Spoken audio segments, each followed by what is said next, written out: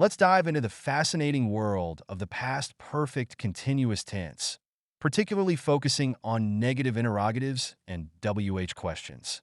This tense is all about actions that were ongoing in the past before another action took place. It's like a time capsule that captures the essence of what was happening before something else interrupted it. First, let's break down the structure.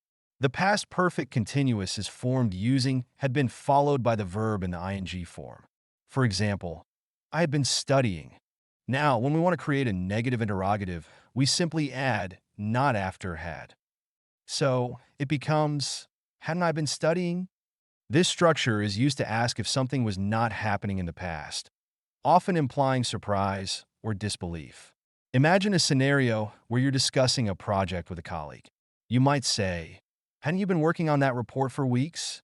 This question not only seeks confirmation, but also hints at the expectation that they should have been working on it. It's a subtle way of expressing that you thought they were engaged in that task. Now, let's move on to WH questions. These are questions that begin with words like who, what, where, when, why, and how. In the past perfect continuous tense, a WH question might look like this. What had you been doing before the meeting? Here, you're asking for specific information about an ongoing action that occurred prior to another event.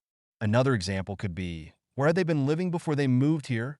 This question not only seeks to understand the past living situation, but also implies a timeline of events.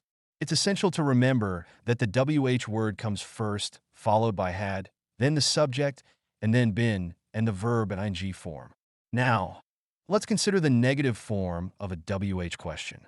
For instance, why hadn't she been attending the classes? This question implies concern or curiosity about the reasons behind her absence. It's a powerful way to engage someone in a conversation about their past actions and decisions. In summary, the past perfect continuous tense allows us to explore actions that were ongoing before another event, and using negative interrogatives and WH questions adds depth to our inquiries. By mastering these structures, we can enhance our communication skills, making our conversations more engaging and insightful. Whether you're discussing past experiences or trying to understand someone's journey, these grammatical tools will help you navigate the complexities of time and action in English.